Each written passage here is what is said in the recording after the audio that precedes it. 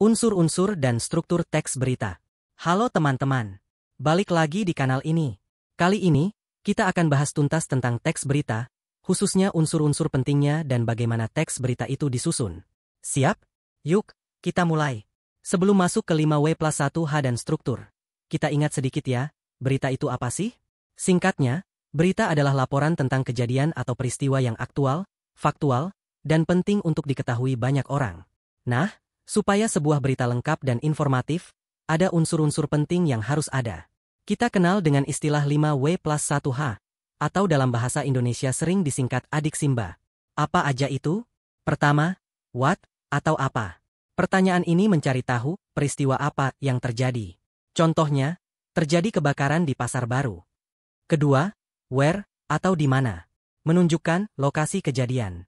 Contohnya, kebakaran terjadi di Pasar Baru, Jakarta Pusat. Ketiga, when, atau kapan. Menjelaskan waktu kejadian. Contohnya, kebakaran terjadi pada hari Senin pagi, pukul 9 waktu Indonesia bagian Barat. Keempat, who, atau siapa.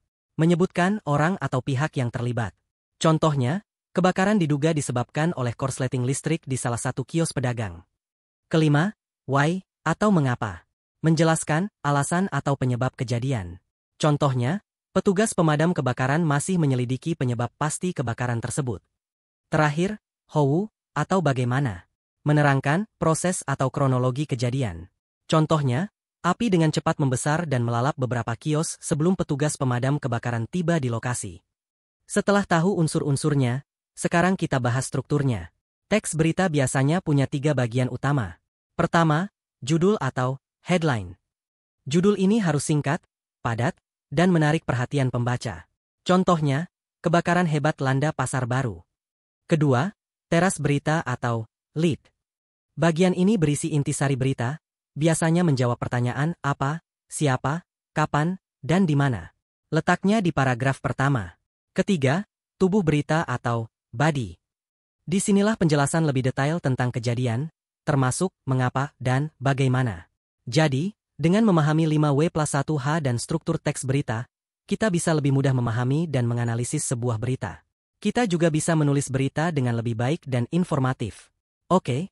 Itu tadi penjelasan tentang unsur 5W+1H dan struktur teks berita. Semoga bermanfaat ya. Jangan lupa like, comment, dan subscribe, agar tidak terlewatkan video-video edukasi lainnya. Sampai jumpa.